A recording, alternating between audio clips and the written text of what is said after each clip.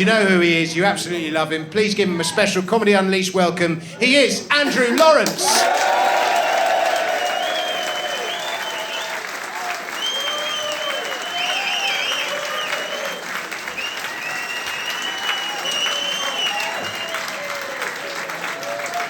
Yeah. Thank you, Comedy Unleashed. You having a good night? Yeah. I forgot I had a gig, to be honest with you. About 6 o'clock at night, I ran out the door, and my partner said, "Where are you going?" I said, "I've got a gig in London." She said, "Why are you going there? London, it's a shithole." I said, "That's a bit racist. You wouldn't say that about an English city, would you?"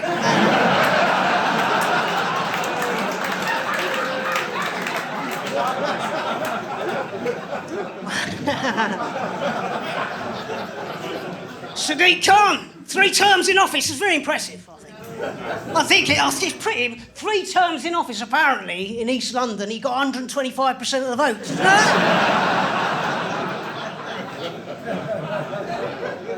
He was on social media last week, wasn't he? He said, "London's for everyone," and it is, as long as you've got a stab-proof vest. That's all you need.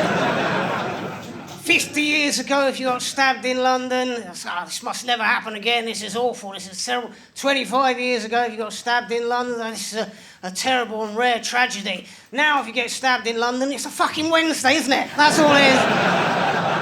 Something you step over on the way to work, a mild inconvenience. That's all it is, and London, I've got a gig I'm in Scotland next week, and haven't even booked a hotel. I just assume after the gig I'll be in police custody.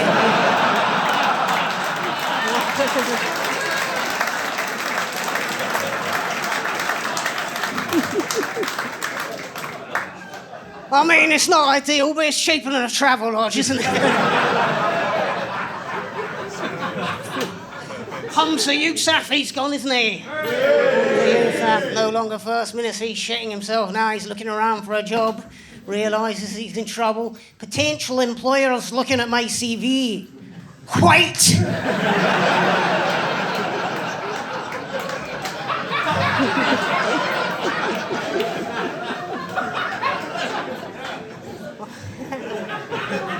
Good to be here, how are you? Are you well? Are you well? There's a lot of illness about, isn't there? A lot of young people unexpectedly coming down with heart problems and getting cancer diagnosis. I mean, I'm all right. I didn't have the COVID vaccine, so I'm fine. I didn't have it, not for any ideological reasons. I didn't do any research. It's just I'm a very antisocial man. And when I was thinking about having the COVID vaccine, someone said to me, "Andrew, if you don't have the COVID vaccine, you won't be able to go anywhere, do anything, or see anyone." I thought, that sounds fucking brilliant.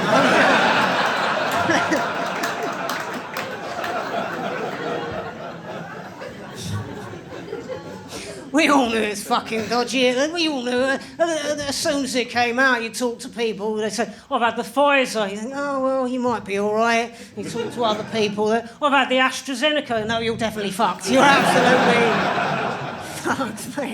Just a lot of illness about, isn't there? There is, and cancer's massive, isn't it? Cancer is massive all over the world. No one's quite sure why. It's like the Taylor Swift of illnesses, I think.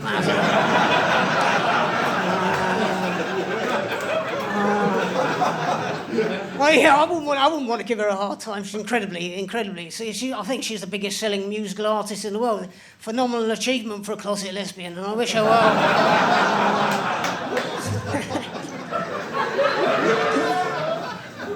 There's a lot of illness about, you know. I drove into London tonight. Because I was running late, and I'm a terrible driver. And I shouldn't drive anyway, to be honest. I was messing about with the sat-nav, and I felt a car go over something in the road, and I thought, "Oh, fuck, I've run over someone's cat." As luck would have it, it was just a climate protester. So.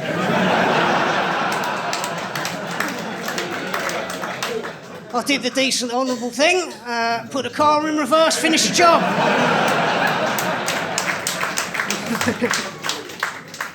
Well, I don't gig much these days. You may maybe I don't do a lot of gigs. It's tough, I think, breaking into comedy now. Like when I started doing comedy 20 years ago or something, all you had to do is write some funny jokes, make people laugh, and you could sort of make a living. But these days, if you want to get on in comedy, you've got to be stalked by a maniac, drug raped by a TV producer, spend 15 grand doing an Edinburgh show about it, and you might get a series on Netflix. That's all. It's quite a niche joke, that one.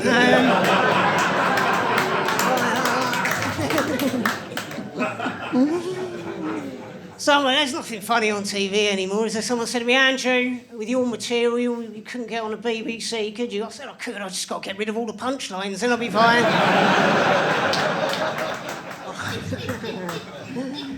I don't want to, obviously, I don't want to offend anyone tonight. No, honestly, if I'll take it into account. If I'd make a joke and you're offended, just understand it wasn't targeted specifically at you. It's for everyone else in the room, the ones with a sense of humour. That's that. Everything's offensive, isn't it? Everything is offensive to someone who wants to be offended. Like, I'm ginger, that's offensive to some people, isn't it? It's quite offensive to me. I'm offended when I see other ginger people. I think, is that what I look like? For fuck's sake!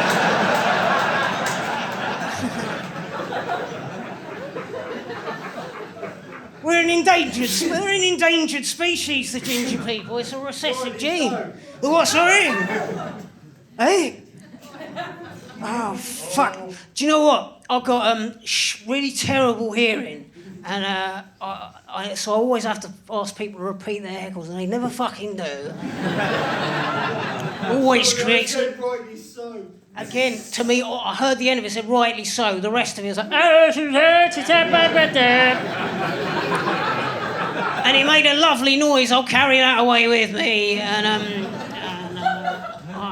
something about being ginger, I imagine that's what I was talking about. And, I don't know, it's quite offensive, I think, to some people, the old gingerness. Like, there's levels of offence, though, isn't there? Ginger hair is offensive. Ginger pubes is even worse. Terribly. I've got ginger pubes and pasty balls. My genitals look like Beaker from the Muppets, basically. That's what...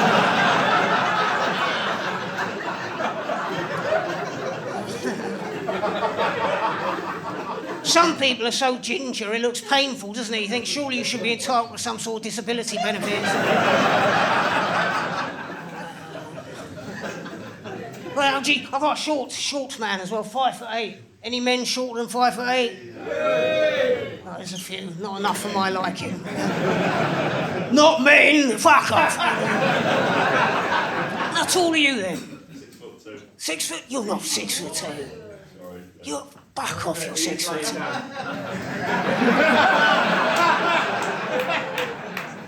I don't want to inquire as to how you know what he looks like laying down, but that's fine. Someone...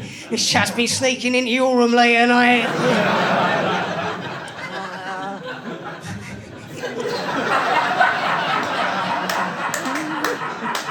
A very diverse crowd here at Comedy Unleashed, isn't it?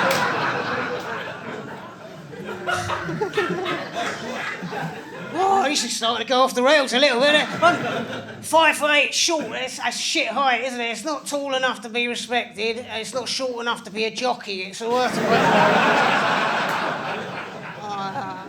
Terrible. And I've got size 10 feet as well. Awful, like flippers. 5'8", size 10 feet. Proportionally speaking, and I'm like a fucking human penguin. I'm surprised when I walk down the street, people don't start throwing fish at me, essentially. A lot of women won't go out with short men, will they? That's all right, though, because I won't go out with fat women. It's just prudent, isn't it? It's prudent, because if I'm buying dinner for someone, I don't want to be paying for more than 2 courses, so I don't... It makes sense. Like, and men who are attracted to fat women, they often get called chubby chasers, don't they? Chubby chasers! I don't understand that. Those women aren't doing any running, are they?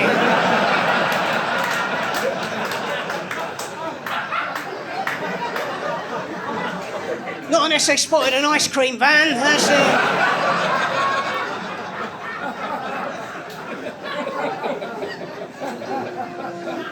Said that to someone the other day, said, "You're fat shaming, Andrew. Stop fat shaming. They should be ashamed they ate too much. They should be." And the shame is why I can't get hold of my GP, because fat people have stolen all the appointments, the greedy fuckers.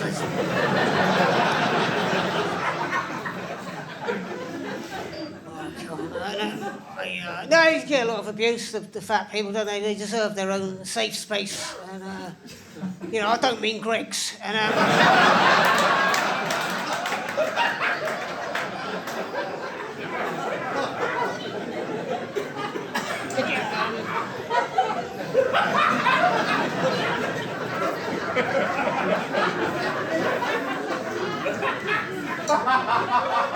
fat people get a lot of abuse on social media, I've noticed as well. They post pictures of themselves I think that's awful. I think they deserve their own... I think fat people should have their own social media, shouldn't they? Ginstagram.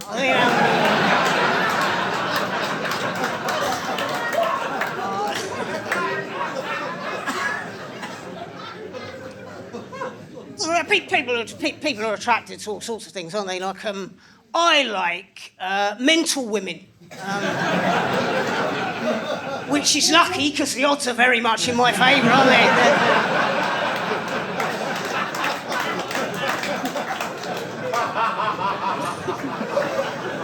That's what I like. I've been out with reasonable, rational women, and after a few months, it gets fucking boring.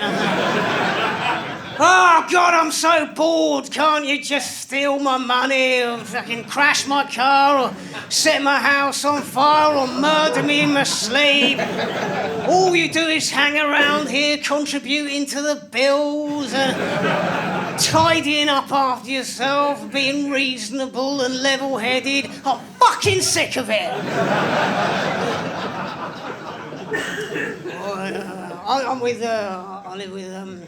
my daughter's mum. I live with my daughter's mum. She moved out of my house for 2 years and then she moved back in. My own fault. I should have changed the locks when I had the chance. And I do little things I do really annoy her. Like, she's always on at me to make a cup of tea, but when I do, there's always something wrong with it.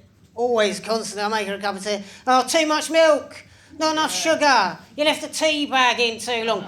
The irony is she never seems to notice I spat in it. I don't know how you wouldn't notice that. I don't know.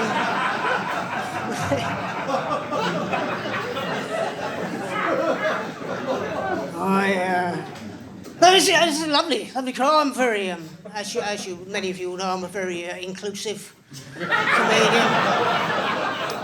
I hate the entire spectrum of humanity. I don't leave anybody out.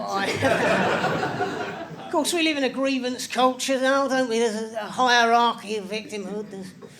If you want to get on in life, there's got to be something wrong with you. ADHD, OCD, bipolar, something, you know what I mean? I remember a time when if you wanted to succeed in life, you had to have a degree. Now you've got to have a diagnosis, haven't you? That's where we're at, essentially, and... I don't know. I try and mix with all sorts of different people. My partner took me to a dinner party, very creative left-wing types recently, and I wasn't in my element. It's quite fucking boring, to be honest. I got stuck with this one man, and he's very, very sort of progressive but humourless, and came a point I thought I'm going to liven things up here.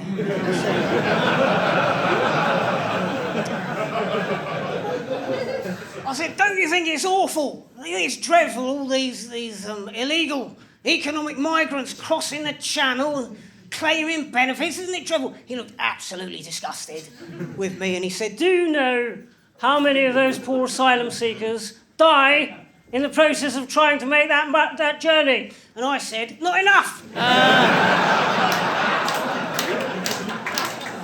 Obviously, I had to leave that dinner party early. Not because of the conversation, just turns out all the food was vegan. Fuck that.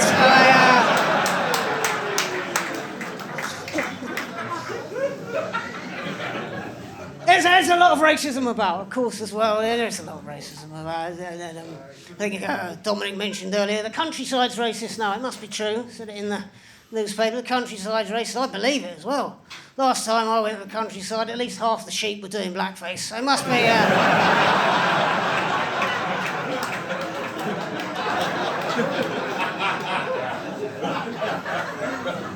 You criticise Muslim people, that's racist. That doesn't make sense, does it? Because Islam isn't a race, is it? It's mental illness. It's a mental illness.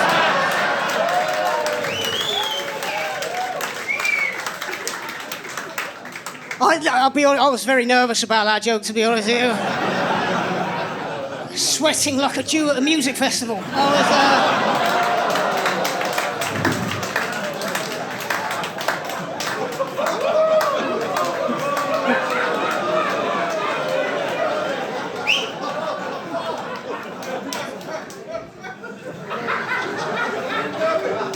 Some of these just for me. They're just...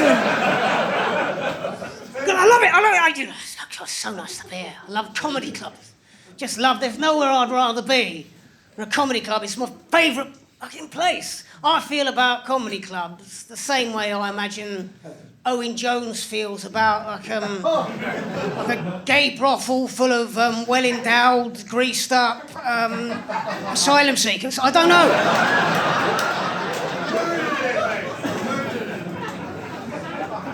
I'm very inclusive comedian. I agreed to do a gig in North London a few weeks ago, right in the middle of North London, the epicentre of fucking woke progressivism. I thought I've made a mistake. I was driving through North London, these young women walking around, progressive types with the rainbow hair, who got fucking purple hair or fucking green hair, or the worst ones, orange hair, trans gingers, awful people.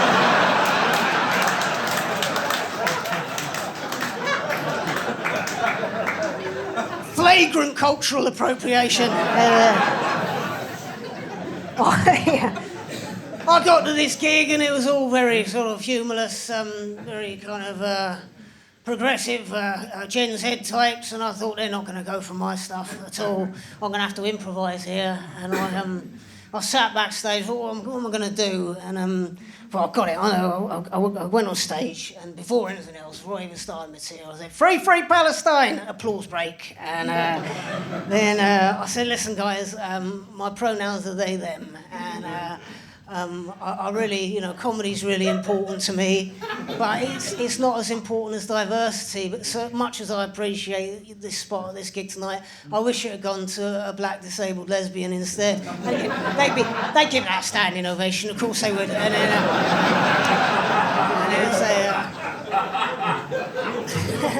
And then I'd say, listen, we're killing the planet. Climate change is real.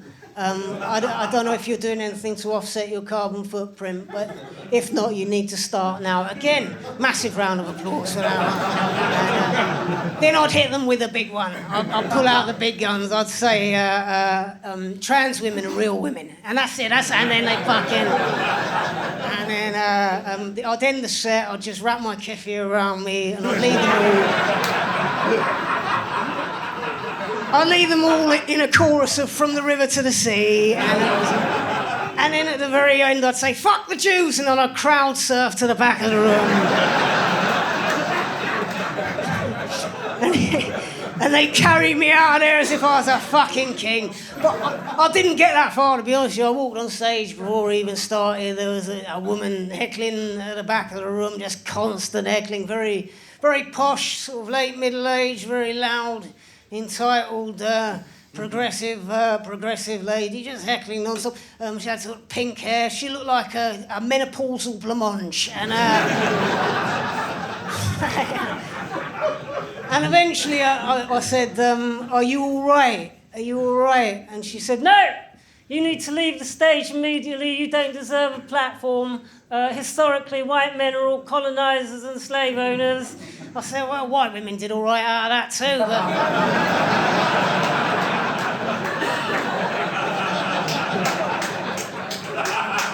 Doesn't seem to have stopped you mouthing off, you virtue signalling twat. She said, your ancestors are all colonisers and slave owners. I said, no, my ancestors are all doing low-level industrial jobs, struggling with tuberculosis or dying in brutal circumstances on the front line of some pointless fucking war. But by all means, don't let reality get in the way of your poisonous, self-serving, woke agenda. You fucking ludicrous, childish...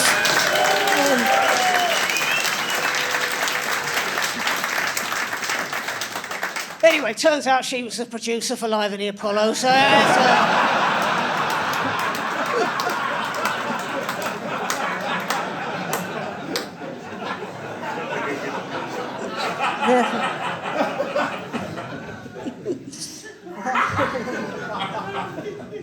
Very challenging times we live in, aren't they? It's troubled times we live in. Everyone's having a lot of people having a hard time. We just need, I think, what we need to learn to love ourselves, don't we? Yeah. Yeah, not too much. Don't get carried away.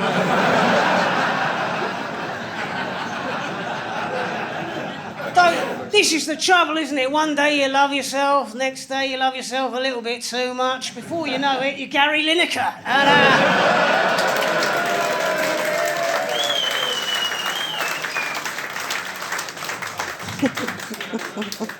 tough times. I went through a patch, a tough time, you know. I'll tell you about the roof of my house caved in. I had to have a new roof for my house. That was fucking expensive. And then I kept stubbing my toe all the time. Every day I was stubbing my toe. What the fuck's happening here? And then I kept playing the lottery, not winning. I thought, fucking, I'll do this every week. I should be a millionaire by now. And then my 8-year-old daughter kept saying awkward things to me, weird things. She came up to me and said, Dad, why does the dog keep sniffing my nunny? I said, I don't know, perhaps he thinks that's where you keep the biscuits. I've no idea. Just all this bad shit happening to me. And one Sunday I took the family to the fair. It was a lovely day. And then a bird shit on me, and that was the final straw. I started to really retreat inside myself and get really sort of angry, but internalise it all. And eventually, of course, there comes a point. There has to be accountability. You have to take responsibility. You have to say, who's to blame for all this? You have to take a good long look in the mirror. And of course, eventually, when you take a good long look in the mirror, eventually, you find the answer staring back at you. Fucking Brexit. Ah!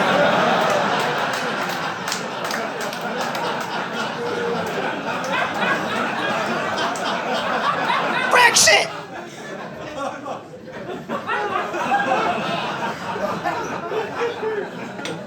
Tough times. Absolute scumbags run this country into the ground, haven't they? When did it all start? Fucking Tony Blair. Yeah. Tony Blair open borders, fucking Iraq war. The man's a fucking vampire, isn't he? Absolute vampire. People say, I don't know how Tony Blair sleeps at night. Presumably he sleeps upside down, hanging from the ceiling.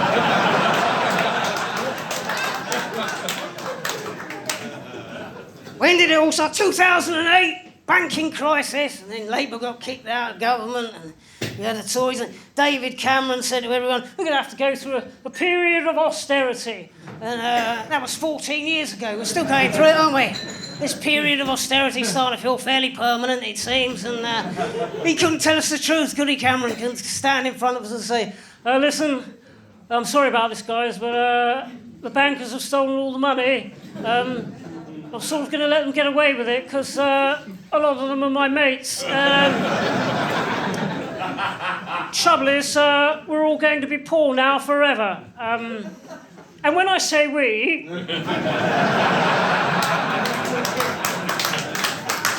I mean you. Sorry, I'll be all right. I'll muddle through somehow.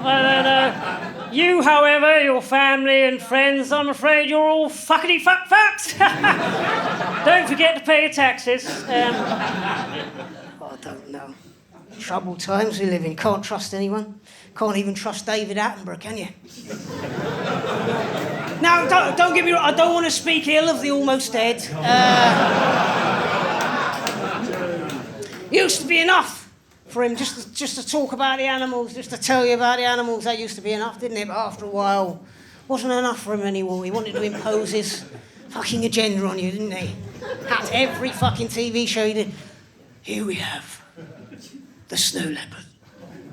Majestic, formidable. He roams the mountains of Central Asia, stalking his prey.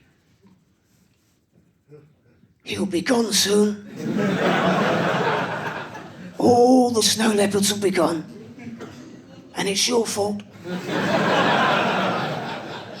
Because you didn't replace your gas boiler with a heat pump.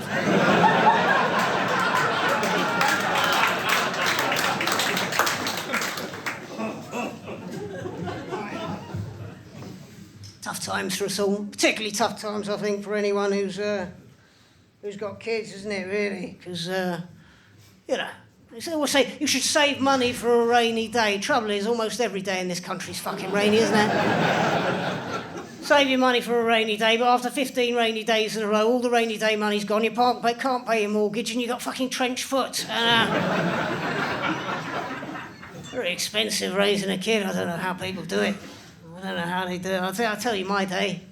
My 8-year-old wakes me up at 5 o'clock, pulls the covers off the bed, runs out of the room with them. Then I'm up there and hobble down the stairs, stiff ankles. Well, I can only assume it's early onset arthritis. Put the kettle on to make a coffee. That's a pipe dream. That's never going to happen. 8-year-old daughter, she's up. My dog, he's up. They're both hungry. They both want their breakfast. They're both running around like lunatics. Where's the mum, Andrew? She's fucked off to work. She's left me in the shit. She's taken the easy option, hasn't she?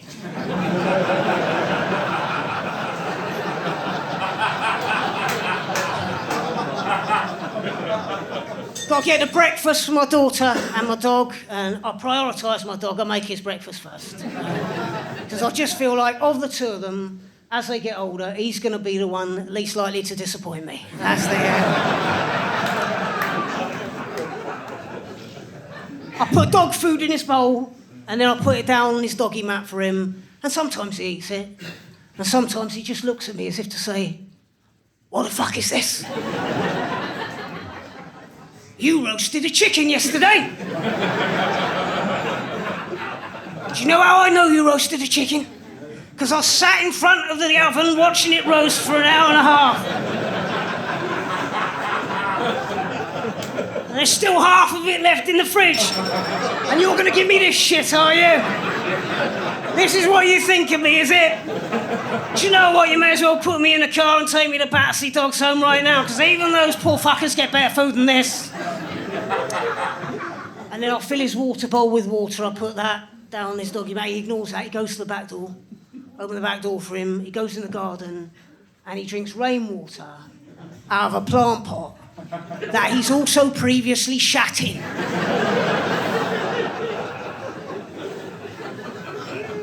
Then I make my daughter her breakfast. 5 breakfasts she has. 5! So you've got a fat kid, Andrew. No, she's growing. She's got a big appetite and she's got a formidable metabolism. She's either eating or shitting.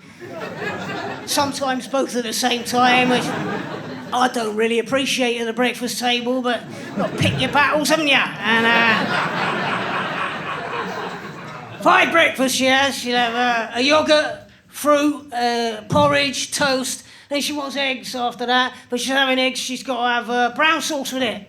She won't have it without brown sauce, because apparently my 8-year-old daughter has got the exact same palate as a 60-year-old truck driver from fucking Hull.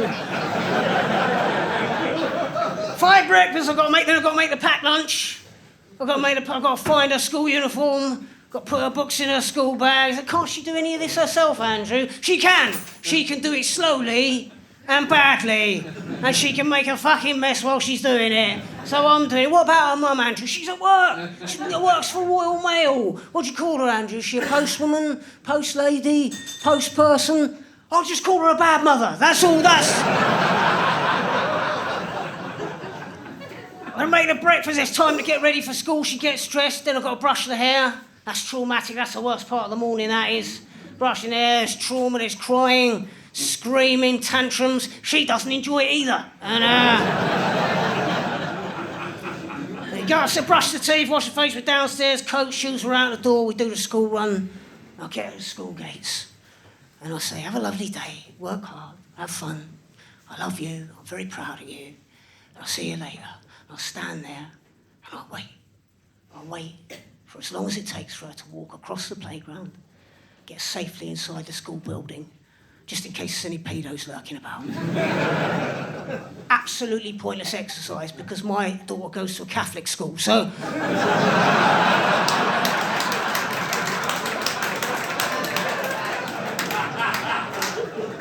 all the pedos are already inside the building.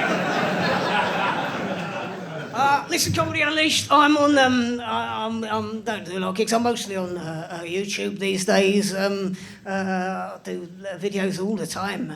So if you haven't seen any of that, then go to YouTube and check that out. If that's your sort of thing, you'll find out very quickly. And if it's not, just fuck it off. And if you'd like to subscribe to my Patreon as well, all the better. I could do with a few quid. And oh Christ, this has turned into a begging bowl sort of thing. This has been lovely, fantastic crowd. It's a Comedy Unleashed. Apart from the ones knocking their glasses over those. I've gotta go. I don't know. Well, it is, to be fair, there's no denying it. You are a more, shall we say, mature audience.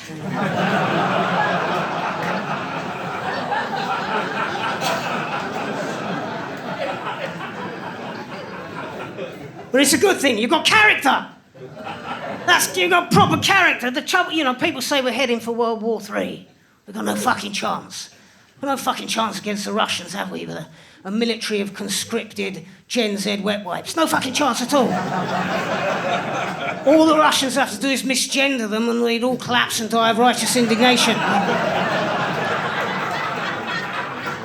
All the Russians have to do is block the Wi-Fi signal on their smartphones for half an hour. They'd all surrender with PTSD. But in many ways, I think it would be the best thing for that younger generation, that generation. I think it'd be the best thing for them to die.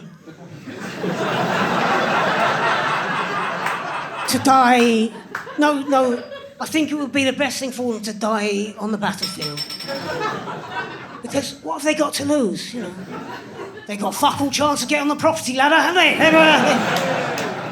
Thank you very much. I'll see you all later.